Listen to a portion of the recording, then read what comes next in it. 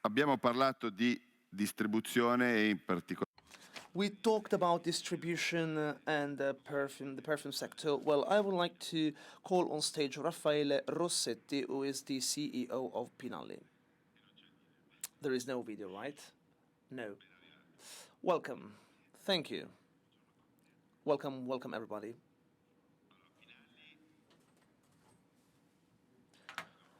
Good morning, everybody. Well, Pinalli, everyone knows your company. Well, this is a company that had a paradigm shift in the last few years. Well, this is something really unique compared to the scenario it was part before, but also your figure, your role. You are a manager, right? And you are not part of the founding family. Yes, basically, I think this is one of the most significant things that Pinali went through. I mean, we talked about this family-run company, and this is something that is not really usual in Italy. So ownership on the one hand and management on the other hand. This is a typical family-run company that up to 3 years ago was owned and managed by the owners. They are shareholders and they are there. But I think that this choice also helped the evolution, the development of the company. So a new facility was set up, new people, new managers joining the company. And there was kind of a transformation, a project that was given rise to, and that also brought about paradigm shift. We are Italian. We are there. We are proud of what we have, but we are less familiar with the management. We try to be always in the state of the art. I mean, and we try also to give room to other people. I don't come from this sector, right? Well, I come from the banking sector, and many people hate this sector. But I think there are a lot of common points also in terms of evolution, in terms of development and strategies. Just to frame this company about the points of sales and stores, about the turnover, etc. Well, we talk about 58 points of sale, POS. We have just closed the industrial plan 3 years, closed in 2020. We had, frankly, this goal, well, having a growth of 100 million increase in terms of turnover. Well, last year we had COVID, but 2020 we are closing this year in line with 2019. We are also quite strong for EBITDA. 84 was in 2019 our turnover. Well, 200,000 euro less than expected. Well, EBITDA from 10 to 7, 8, 9, etc. This is not bad as a distribution. We did very, very well. This was our power, our strength. So this was our trigger. We were very satisfied. We had a 3-year plan, and we could set up a new group. If I think back to lockdown, for example, and what was triggered in terms of people based there, but also stores, this sense of belonging, willingness to co-design something, and also changing this perspective. Yeah, this is the sector in which we made a difference last year. You have already started with the new plan today, right? Yes, that's true. It will be, well, a new plan, a new project, digital training plan. We are talking about 3 years of transformation. We have a logistical platform, internal platform that was kept internally in order to give the proper service to the client, to the customer, well, both offline and online, so physical and online.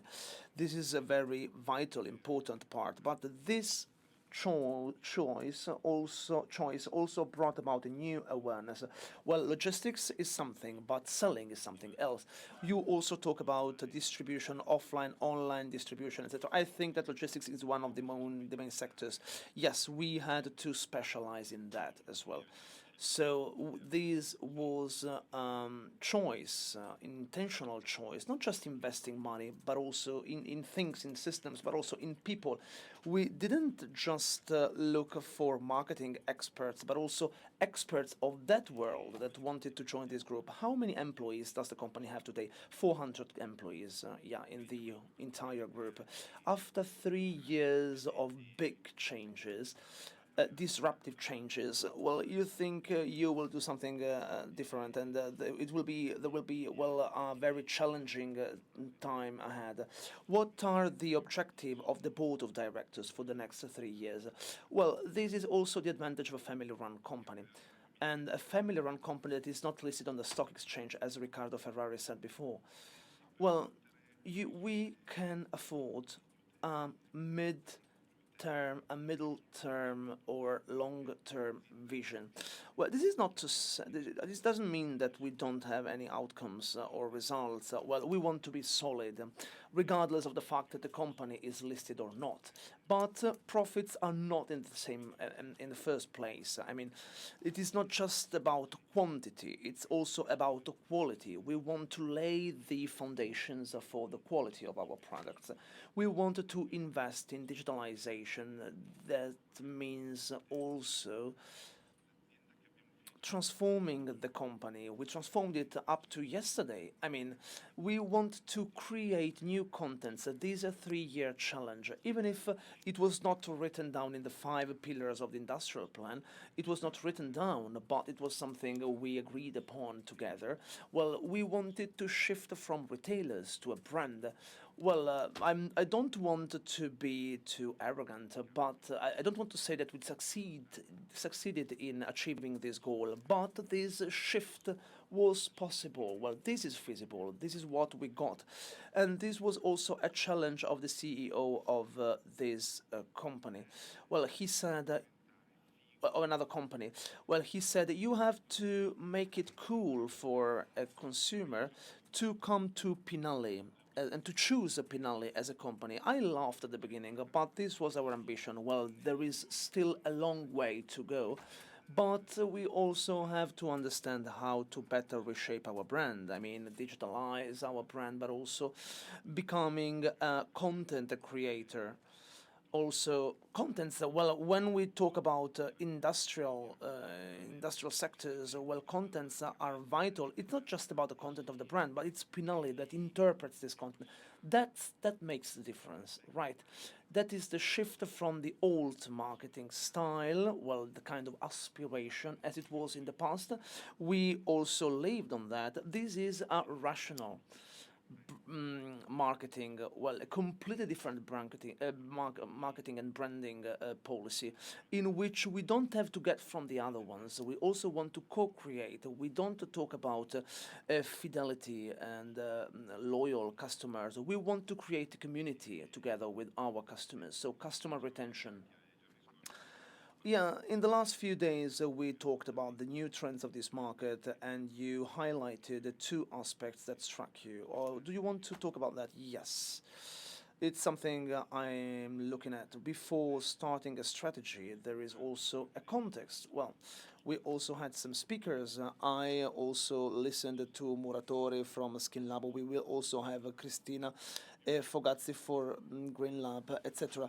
There is a dissemination. There are more and more brands. So we have an acceleration. Nowadays, we have fewer barriers, and it's much easier to create a brand.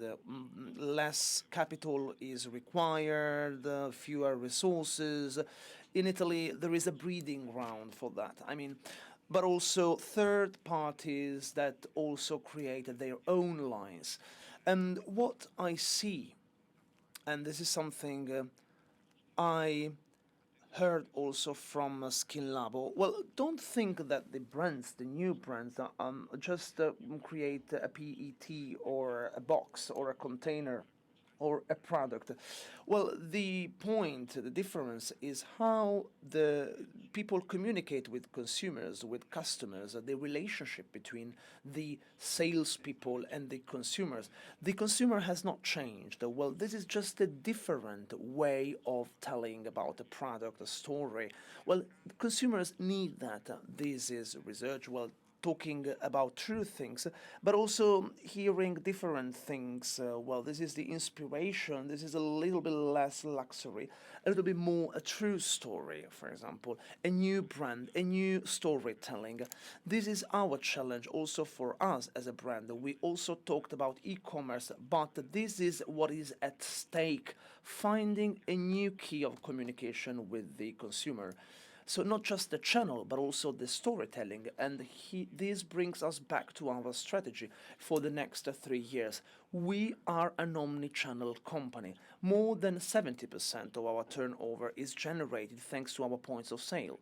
We also have a network that is completely new, a brand new network where we are going to open 4 or 5 new stores this year.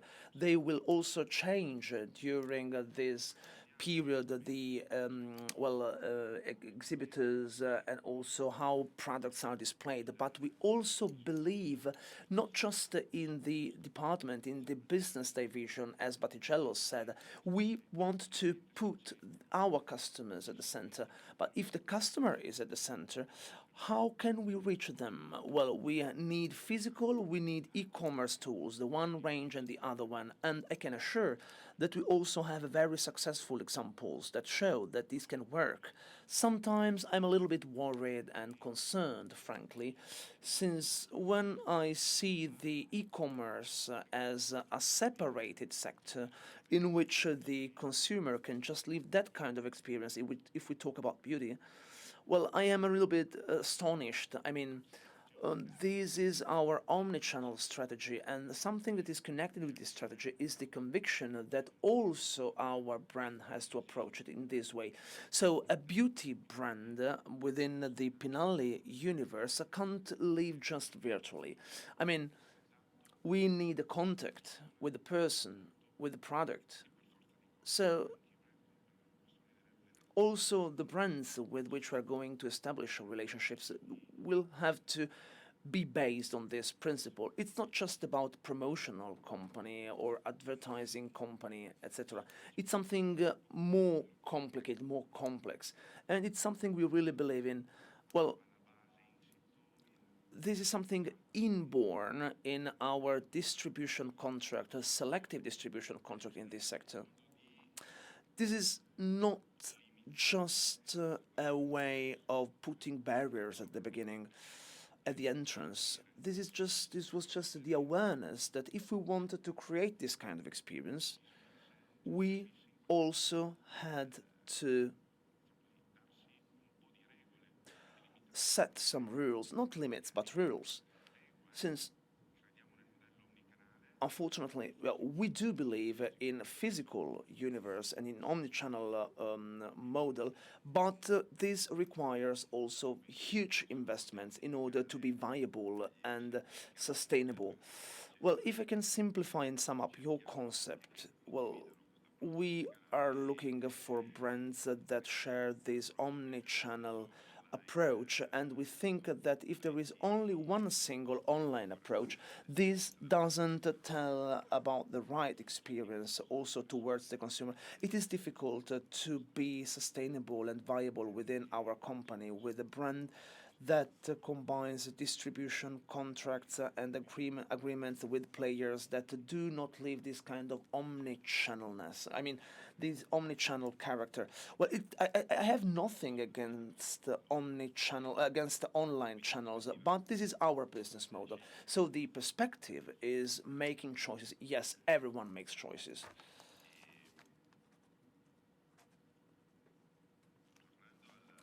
Let's get back to the your well-known plan. So 3 years with this approach.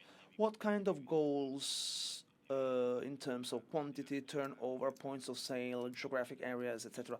Well, basically, we are we're present in northern Italy and in central Italy as well. we are just at the beginning. What I can say is that this omnichannel project is also based on another project, that is to say, leveraging on and capitalizing on our Italian character, our Italianness. It's not because I want to express my pride of being Italian, but it's because we are at the first place in terms of distribution. But this Italianness also means that we have to combine our values with the characteristics and features of our territory. I don't want to, I want to say it frankly, we want to become a local supply chain. Italy is made up of citizens, men and women. We have a couple, of two, three big centers, Milan, and not much more. But we really believe in the local dimension of our business, that is to say, going into all the territories where we can find a critical mass. And this is also part of the foundations of the roots of Pinale. We wanted to start being in Milan in 2020 at the end of the year to celebrate the end of this plan, but then the situation also hindered and prevented us from doing that. Well, what is your favorite area here in Milan? Where would you like to be based? Well, we would like to be at the town center, the city center, in a central position, maybe close to the center, let's say, but that area. I mean, this is a flagship concept, okay? So we want to be a flagship store. We are the chain, we are in Piacenza, but Piacenza has 100,000 inhabitants. We are in Parma, we are in Imola, we are able to do that, and we want to do that. So you will also expand, in other regions. The idea is to reach 100 points of sale in 3 years. But we also have to consider the context and the situation. Concerning the points of sale, will you carry out a study, or is there, will there be an online study or a survey or something like that? Well, the omnichannel strategy also answer your question. Well, I don't want to deny that e-commerce also allowed us to make us more renowned on the different marketplaces. When you are in a city with 150,000 inhabitants, not all the people know us, and online was the channel thanks to which our reputation got better. But sometimes online channels also made us, showed us what the most interesting marketplaces were, just to understand what omnichannel means. Well, I think this is very, very interesting. Well done, and congratulations for the previous plan, and fingers crossed for the upcoming plan. Thank you very much.